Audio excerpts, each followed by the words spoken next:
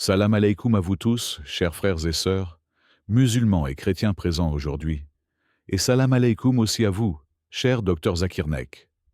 Je suis Rachid, jeune musulman engagé dans la compréhension des enseignements de l'islam et désireux d'éclairer la communauté sur certaines questions contemporaines. Je vous remercie de prendre ce temps pour partager vos connaissances avec nous. Aujourd'hui, j'aimerais vous poser une question que beaucoup de jeunes, mais aussi d'adultes, se posent dans nos sociétés modernes. Est-ce que fumer est interdit en islam et pourquoi? Certains disent que c'est haram, d'autres que c'est makruh, et d'autres encore pensent que cela ne pose pas vraiment de problème religieux. J'aimerais que vous nous expliquiez, avec des références précises au Coran et au Hadith, ce que l'islam enseigne réellement à ce sujet. Wa alaykum salam wa rahmatullahi wa barakatuh, cher Rachid. Et merci pour votre question très pertinente et sincère. Votre question est très importante car elle touche à la santé, à la moralité et à l'éthique en islam. Le sujet de fumer ou de consommer du tabac est devenu très controversé au cours des dernières décennies parce que le tabac est arrivé dans le monde musulman bien après l'époque du prophète Muhammad. Paix et bénédiction sur lui.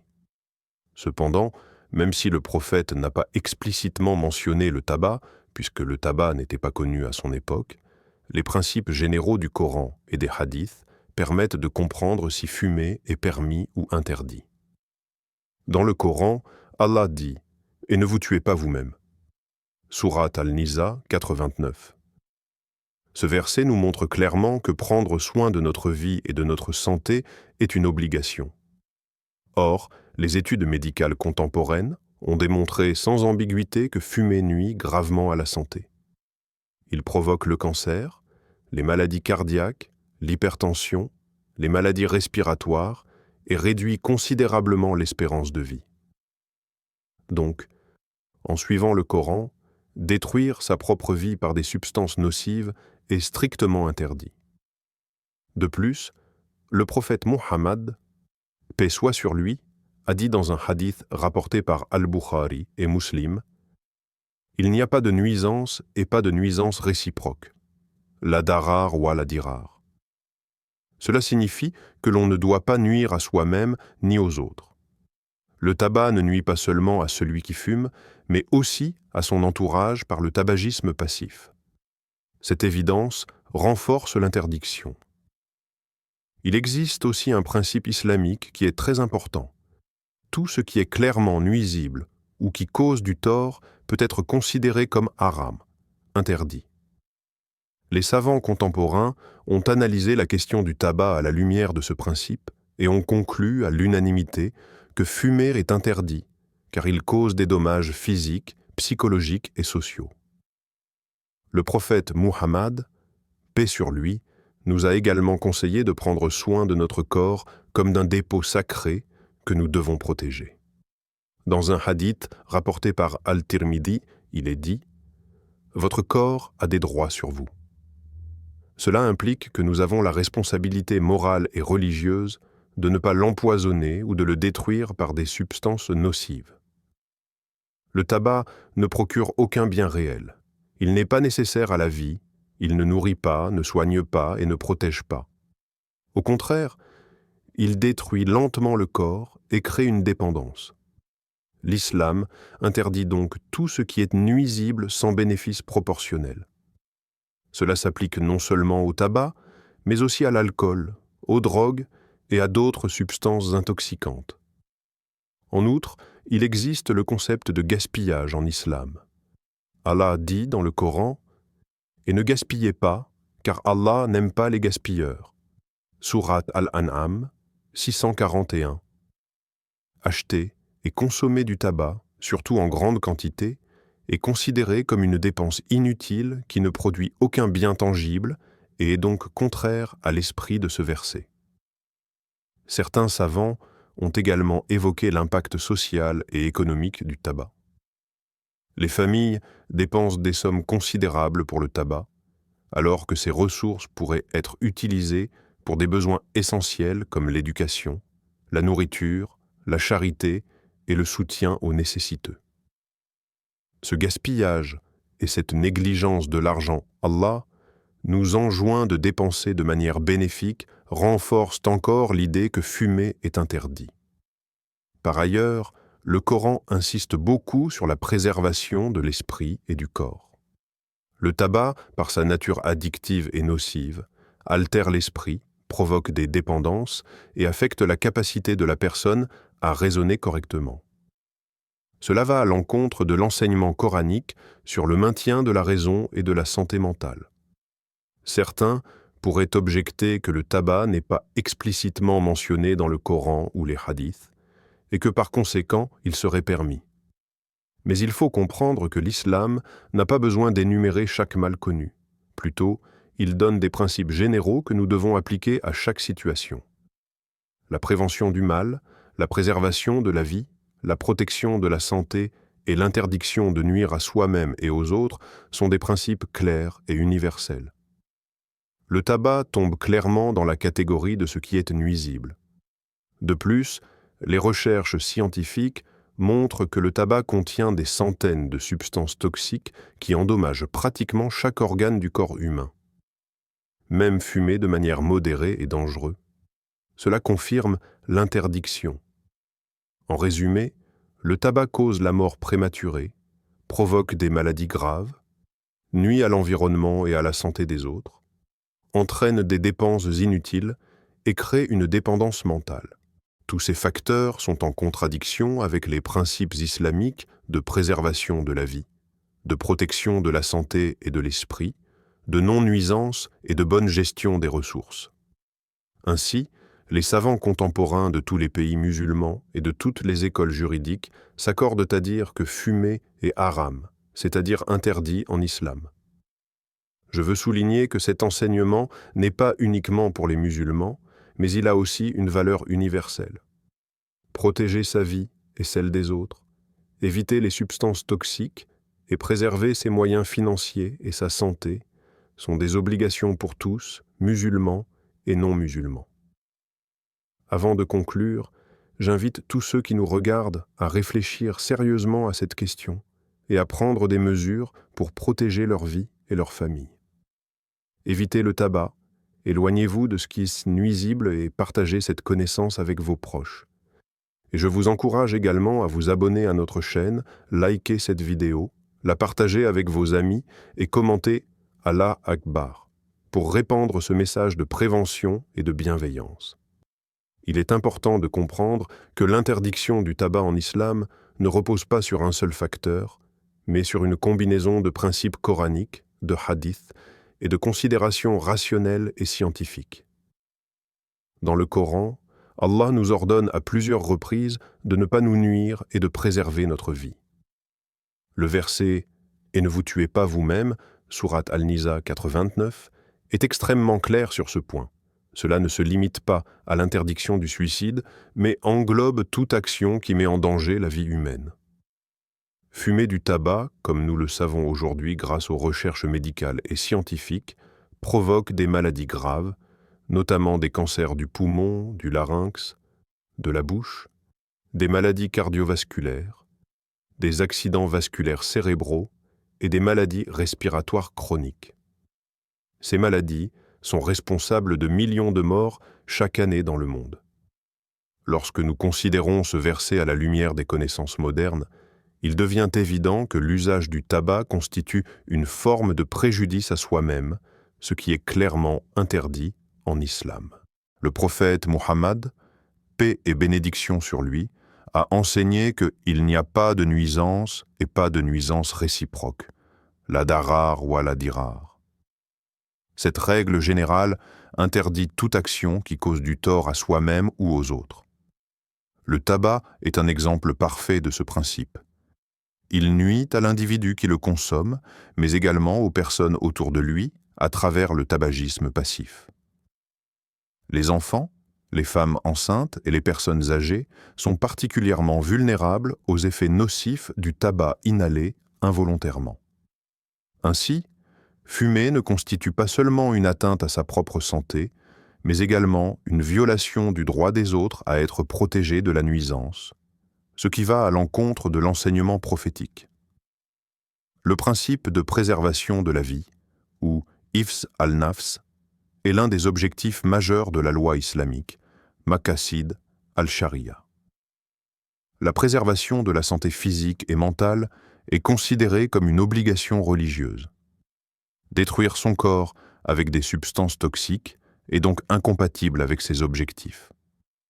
Le tabac contient de nombreuses substances chimiques nocives, telles que le goudron, le monoxyde de carbone et la nicotine, qui affectent chaque organe vital du corps humain. Même les médecins recommandent fortement l'arrêt du tabac, car aucune quantité de consommation n'est sans danger. L'addiction à la nicotine rend la personne dépendante et l'empêche de vivre librement et sainement, ce qui est contraire au principe islamique de liberté et de responsabilité personnelle. Au niveau économique, le tabac est une source de gaspillage considérable. Les ressources financières dépensées pour acheter des cigarettes ou d'autres produits à base de tabac sont souvent importantes, et cela se fait au détriment de besoins essentiels tels que la nourriture, l'éducation, les soins médicaux ou le soutien à la famille et aux nécessiteux. Le Coran dit « Et ne gaspillez pas, car Allah n'aime pas les gaspilleurs » Sourate Al-An'am, 641. Acheter des produits qui n'apportent aucun bénéfice réel et qui détruisent la santé constitue un gaspillage manifeste, ce qui renforce encore l'interdiction. Les hadiths du prophète Muhammad, paix sur lui, insistent sur la protection du corps et de l'esprit. Il a dit « Votre corps a des droits sur vous », rapporté par Al-Tirmidhi. Cela signifie que nous avons une responsabilité morale et religieuse de préserver notre santé et notre bien-être. Fumer du tabac, qui entraîne des maladies graves et la mort prématurée, va à l'encontre de cette responsabilité. En outre, l'addiction à la nicotine et aux autres substances contenues dans le tabac affecte également la santé mentale. Les personnes dépendantes présentent souvent une anxiété accrue, de l'irritabilité et une capacité réduite à prendre des décisions rationnelles. Cela contrevient à l'objectif coranique de préserver la raison et l'intellect, qui sont essentiels à la pratique de la foi et à la conduite morale. Certains pourraient argumenter que le tabac n'existait pas à l'époque du prophète et qu'il n'a donc jamais été explicitement mentionné. Cependant, l'islam ne se limite pas à interdire uniquement ce qui est mentionné textuellement. Le Coran et les hadiths établissent des principes généraux qui doivent être appliqués aux situations nouvelles et modernes.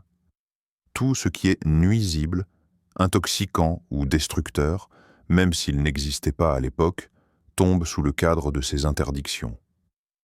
Les savants musulmans contemporains appliquent ces principes pour analyser les substances modernes telles que le tabac, l'alcool, les drogues et autres produits nocifs. Un autre aspect important est l'impact social du tabac. Dans de nombreux foyers, le tabagisme entraîne des conflits familiaux, des tensions financières et des inquiétudes pour la santé des proches. Les enfants exposés au tabagisme passif sont plus susceptibles de développer des maladies respiratoires, des allergies et d'autres problèmes de santé. Ces effets secondaires vont à l'encontre des enseignements islamiques sur la responsabilité familiale et la protection des enfants. Le prophète Muhammad, paix soit sur lui, a insisté sur le devoir des parents de protéger leurs enfants et de leur offrir un environnement sûr et sain. Permettre ou encourager le tabac dans la famille va donc à l'encontre de cette responsabilité. D'un point de vue scientifique, les études montrent que le tabac est responsable de près de 7 millions de décès par an dans le monde, dont plus d'1 million sont dus au tabagisme passif. Même une consommation modérée n'est pas sans danger. Les produits du tabac contiennent plus de 7000 substances chimiques, dont au moins 70 sont connues pour être cancérigènes. Les maladies liées au tabac comprennent le cancer du poumon, le cancer de la gorge, le cancer de la bouche, les maladies cardiovasculaires, l'hypertension, l'emphysème et de nombreux autres troubles chroniques. La perte de productivité et les coûts auparavant médicaux engendrés par le tabac sont énormes pour les individus, les familles et la société. Toutes ces conséquences illustrent clairement pourquoi l'islam considère le tabac comme haram. Sur le plan spirituel, l'usage du tabac peut également diminuer la qualité de la prière et de la conscience religieuse. Les addictions et les mauvaises habitudes perturbent l'attention et la concentration et détournent l'individu de sa relation avec Allah. Le Coran encourage les croyants à prendre soin de leur corps et de leur esprit pour se rapprocher d'Allah et pour accomplir leurs obligations religieuses de manière optimale. Détruire sa santé et nuire à sa capacité mentale interfèrent avec cette relation sacrée. Le tabac affecte également l'environnement. La production de tabac, la consommation et les déchets liés aux cigarettes polluent l'air, l'eau et la terre. L'islam enseigne la protection de l'environnement et la responsabilité envers la création d'Allah. L'usage du tabac va directement à l'encontre de cette responsabilité, en introduisant des substances toxiques dans la nature, contribuant à la pollution et à la destruction de la planète. Il est également pertinent de considérer le concept d'addiction. La nicotine crée une dépendance physique et psychologique, rendant la personne incapable de s'arrêter malgré la connaissance des risques pour sa santé. L'islam condamne toute forme de dépendance qui prive l'individu de sa liberté et de sa responsabilité. Cette perte de contrôle et cette incapacité à se protéger soi-même et les autres renforcent l'argument selon lequel fumer est haram. Comparons maintenant le tabac avec l'alcool, qui est explicitement interdit dans le Coran. Allah dit « Ô vous qui croyez, le vin, les jeux de hasard, les pierres dressées et les flèches de divination ne sont qu'une abomination parmi les œuvres de Satan. Évitez-les afin que vous réussissiez. » Sourate Al-Maïda 5, 90. Comme l'alcool, le tabac était nocif, crée une dépendance et perturbe l'esprit et le corps. Même si le tabac n'intoxique pas au sens classique, il altère la santé et l'intellect progressivement. Les savants contemporains considèrent donc le tabac comme analogue à l'alcool en termes de nocivité et d'interdiction. En analysant toutes ces dimensions, physiques, mentales, spirituelles, sociales, économiques et environnementales, il devient clair que fumer est incompatible avec les enseignements de l'islam. L'interdiction n'est pas arbitraire, mais fondée sur des principes universels et intemporels. La préservation de la vie, la non-nuisance à soi-même et aux autres, la protection de l'esprit et du corps, la prévention du gaspillage et la responsabilité sociale et environnementale. Ces principes sont appliqués non seulement à des actions traditionnelles, mais aussi aux réalités modernes, comme la consommation de tabac. Il est également important de comprendre que l'islam encourage la prévention et la guidance plutôt que la punition seule. Lorsqu'une personne fume, il est de la responsabilité des croyants de l'informer avec douceur et sagesse des risques et de l'interdiction, pour qu'elle puisse se repentir et cesser cette habitude nocive. Le prophète Muhammad, paix sur lui, a dit « Celui qui guide quelqu'un vers le bien obtient la même récompense que celui qui le pratique », rapporté par Muslim. Cette approche préventive et éducative est essentielle pour aider les gens à comprendre les raisons de l'interdiction et à adopter un comportement bénéfique pour eux-mêmes et pour la société. Lorsque nous considérons le tabac sous l'angle des enseignements islamiques, il est essentiel de comprendre que l'interdiction ne repose pas simplement sur un sentiment moral, mais sur une analyse rationnelle, spirituelle et scientifique. L'islam nous enseigne que chaque action doit être évaluée selon ses conséquences sur la santé, l'esprit, la société et même l'environnement. Le Coran nous commande « Et ne vous tuez pas vous-même » Sourate An-Nisa 429. Et ce verset ne se limite pas à l'interdiction du suicide volontaire. Il s'applique également à toute forme de comportement qui met en danger la vie humaine de manière directe ou indirecte. Le tabac, par sa nature toxique et addictive, provoque des maladies graves, réduit l'espérance de vie et crée des dépendances qui sont difficiles à surmonter. Ces effets démontrent clairement que fumer va à l'encontre de la préservation de la vie, l'un des piliers fondamentaux de la loi islamique. De plus, le prophète Mohammed, paix et bénédiction sur lui, a dit « Il n'y a pas de nuisance et pas de nuisance réciproque. La darar wa la dirar ». Ce hadith est universel et s'applique à toutes les formes de préjudice, qu'ils soient physiques, psychologiques ou sociaux. Fumer ne nuit pas seulement à celui qui consomme le tabac, mais affecte aussi les personnes autour de lui. Le tabagisme passif expose les enfants, les femmes enceintes et les personnes âgées à des substances toxiques, provoquant des maladies respiratoires, cardiovasculaires et même des cancers. L'islam prend en compte non seulement notre responsabilité individuelle, mais aussi notre responsabilité envers les autres. Cela inclut nos proches, notre communauté et ceux qui partagent notre environnement.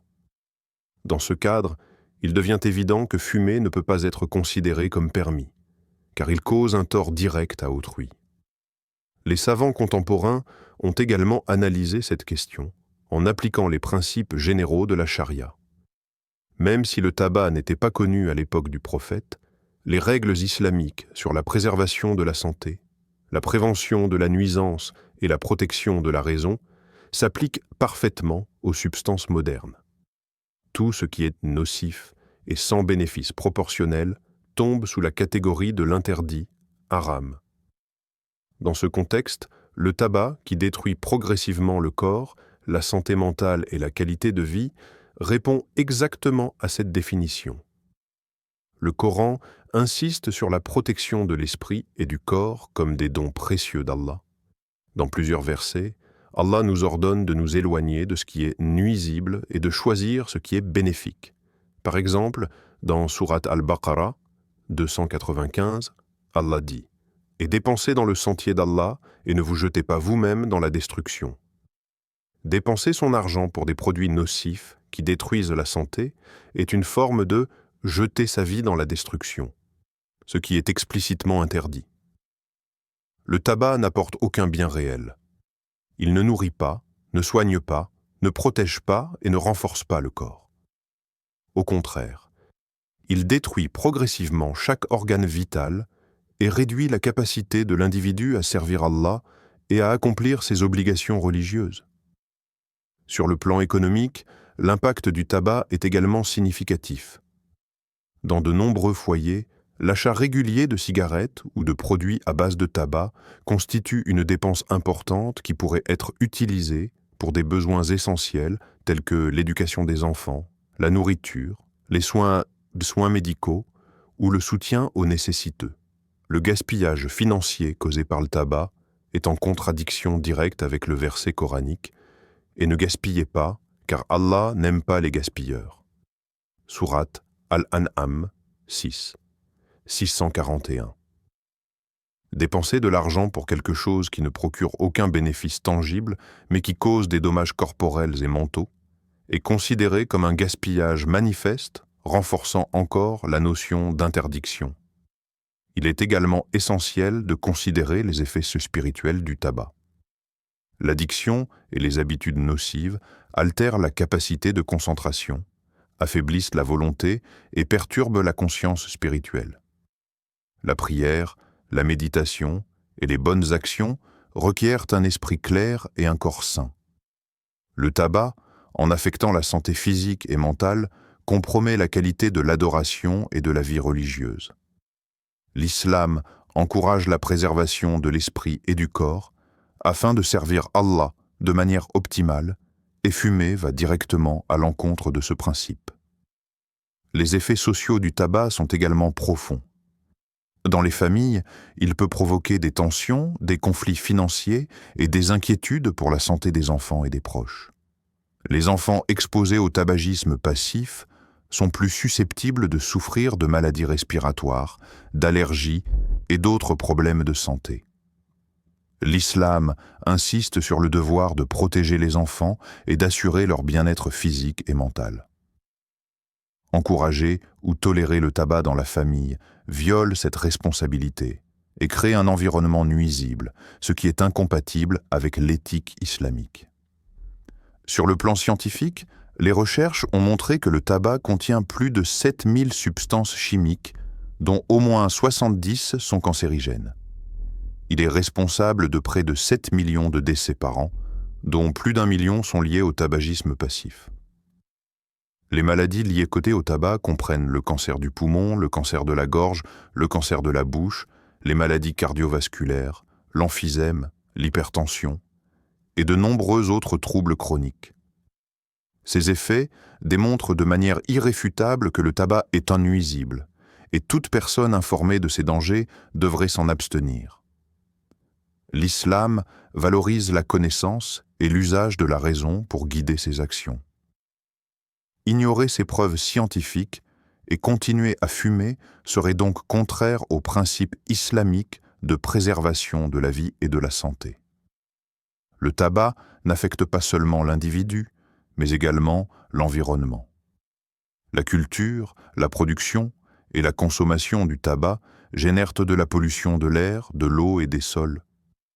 L'islam enseigne la protection de l'environnement et la responsabilité envers la création d'Allah. Introduire des substances toxiques dans la nature par le biais du tabac va à l'encontre de cette responsabilité. La consommation de tabac contribue également à l'augmentation des déchets et des produits chimiques dans l'air et dans les océans, affectant indirectement la vie de tous, humains et animaux inclus. L'addiction à la nicotine est un autre aspect crucial. L'islam condamne toute forme de dépendance qui prive l'individu de sa liberté et de sa responsabilité. La dépendance au tabac réduit la capacité d'une personne à contrôler ses actions et à prendre des décisions rationnelles. La perte de maîtrise de soi et la vulnérabilité face à une substance nocive renforcent encore l'interdiction. Le tabac devient non seulement un danger pour le corps, mais aussi pour l'esprit, limitant la liberté que l'islam cherche à préserver. En comparant le tabac à d'autres substances interdites, comme l'alcool, nous constatons des similitudes frappantes. Le Coran dit « Ô vous qui croyez », le vin, les jeux de hasard, les pierres dressées et les flèches de divination ne sont qu'une abomination parmi les œuvres de Satan. Évitez-les afin que vous réussissiez. Sourate Al-Maïda 5,90. L'alcool intoxique et détruit l'esprit et le corps, provoquant dépendance et conflits sociaux. Le tabac, bien qu'il n'intoxique pas de la même manière, détruit progressivement la santé, crée une dépendance, altère l'esprit et entraîne des coûts sociaux et économiques. Sur la base de ces parallèles, les savants contemporains considèrent le tabac comme haram, car il remplit les mêmes critères de préjudice et de nuisance.